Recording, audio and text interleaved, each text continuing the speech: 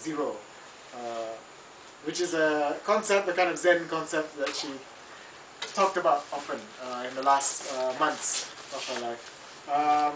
So after the donut shot in, not the circle shot in Rabun, we see this. It's two houses side by side. And it's one of the things I didn't say in the book because there's a lot of things that I didn't put in. This is actually her parents' house in Subang Raya. Subang lah. BP, that area. And it's the location that was used in the shoot. Playing, the characters playing her parents are living in this house. Maybe low budget movie, you cannot afford to rent maybe, or for other reasons. And then the third image I talked about is the flashback of Liem. It's a kind of Hindustani flashback. And that becomes an excuse in the book. The book is full of what I consider to be hyperlinks, where the text is sort of interrupted by little asides, like, you know, Amok or tears or azan or establishment or circumcision or Singapore or Indonesia. So whenever something in the text makes me think, oh, I should expand a bit more, so I do that. So the idea is like a hyperlink. You click on it, and if you want, you go to another. So this Hindustani flashback becomes an excuse for me to talk about, you know, what does it mean in Malaysia when you say something is Hindustan? You know, what is the positive and negative value attached to that? Which of course Jan would know fully about. He's a scholar of old Malay cinema. And this is the scene that was cut in the TV broadcast of Rabun, which is the parents having a bath. Because TV in Malaysia, you only are allowed to show husbands beating up their wives, or wives with lots of jewelry demanding divorce. So the idea that couples would want to be loving to each other was considered so shocking, it was cut. And then I proceed to her first sort of cinema release, Sepet. Ironically enough, it wasn't her biggest hit at all, but it's the film that I think many people remember her for. Maybe because it became popular later on pirated DVD, and you know, fittingly enough, considering the subject matter. And so, since the book came out, I've had a chance to talk to people. We've had launch events. And you know, there are many people who say, oh, I'm such a big Yasmin Ahmad fan, such a big fan, but they've only seen Sepet. And they seem not curious to watch anything else. It's like, oh, I've seen Sepet, full stop. You know, or worse, I've seen a few of her commercials, full stop. But I'm a big fan. So I thought it's quite curious, because if you consider yourself a big fan, especially as someone who didn't do many feature-length films, wouldn't you want to watch all? But never mind. People have different ways. This is something I noticed in Sepet in the early 2 minutes. Well, I didn't notice, everybody else noticed that. In the first 2 minutes of Sepet, you have Bismillahirrahmanirrahim in Arabic, and then you hear a voice in Mandarin reciting a poem that was translated from Bengal, and then you see a conversation where the mother is speaking Malay and the son is answering in Cantonese. And one part of the conversation, the mother mentions Amitabh Bachchan. So in the space of the first 2 minutes, you have all these different elements coming in together. So this became a kind of trademark for her style, not only in the film and in commercials. It became, some people became a bit irritated. It's like, oh no, another Yasmin moment, that kind of thing. But it's something she always pushed for, this kind of, the idea to have this inclusiveness, which has made her cinema different from the cinema we had seen so far. And then when Orchid opens her closet door, we see magazine pictures of Takeshi Kaneshiro.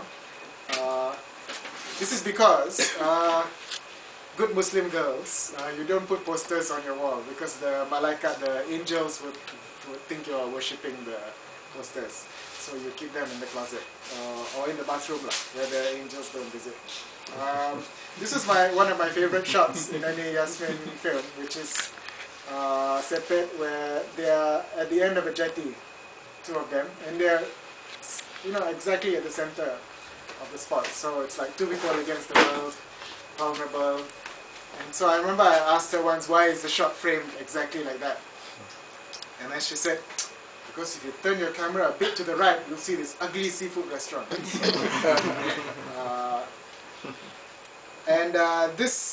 When Jason lies dead in Sepet, not many people realized, and certainly nobody who saw it when it was released realized that Sepet had a different ending than originally intended.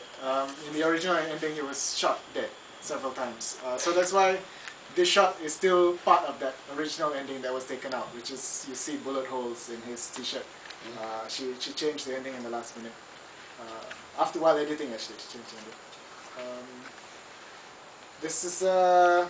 These are two shots from Gubra. One is the Bilal touching the dog, which became controversial.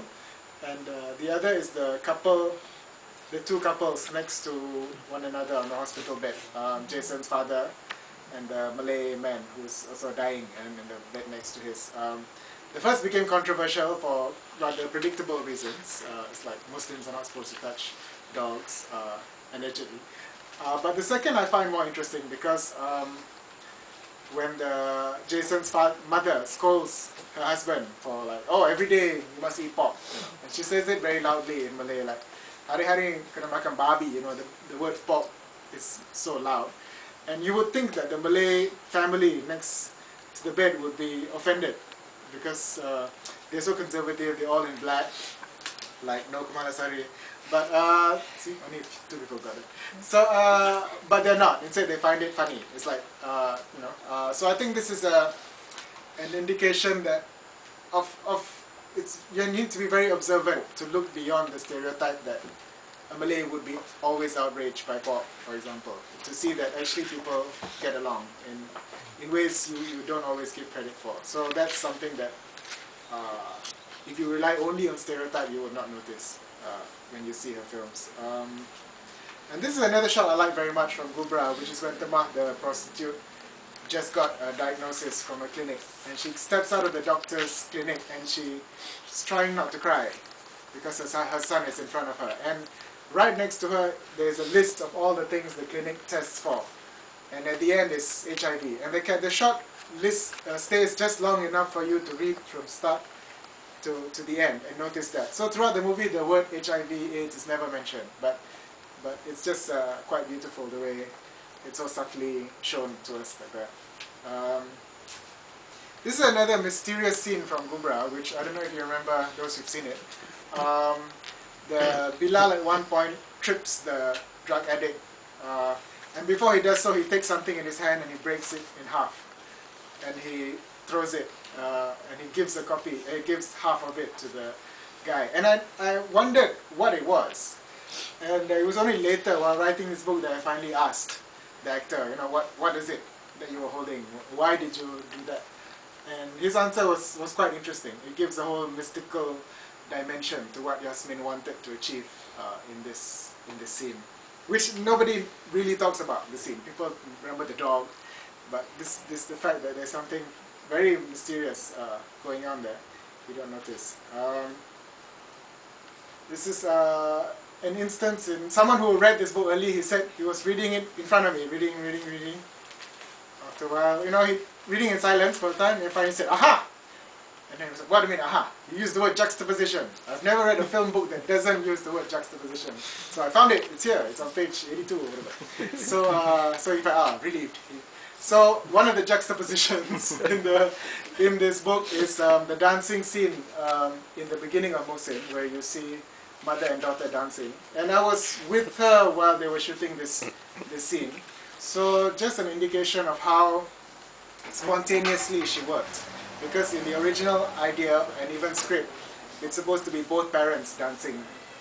But right at the last minute, while literally the hose was already spraying water, she was there with her real-life parents, and then she said to her father, "But then you didn't do that with me. Only Ma did that with me." So the actor was told, "Never mind, you just stay back and just do that." So her films had this very spontaneous quality. Things change at the very last minute, which is actually quite wonderful. It's very fluid. So you see the mother and daughter dancing in the rain, and they do this waving motion with the hand. And this is juxtaposed against Muhsin just arriving, doing something just like that out of the taxi.